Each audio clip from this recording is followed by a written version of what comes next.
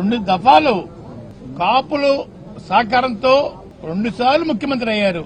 2 సార్లు కూడా కాపుల్ని టార్గెట్ చేసి అవమానం పాలు చేస్తా ఉన్నారు. అంటే బానిసలుగా బతకాలని వారి అభిప్రాయం అనుకుంటానని.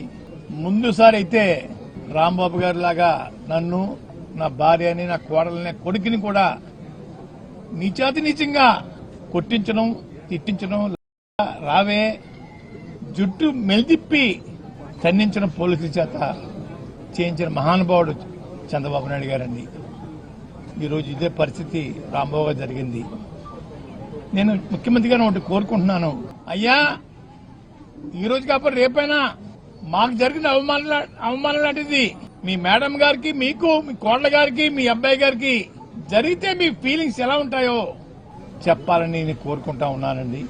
మేము బానిసలు కాదండి అయ్యా, పాకిస్తాన్ నుంచో ఆఫ్ఘనిస్తాన్ నుంచో వలస రాలేదండి అయ్యా, ఇక్కడే పుట్టాం, ఇక్కడే పెరిగామండి.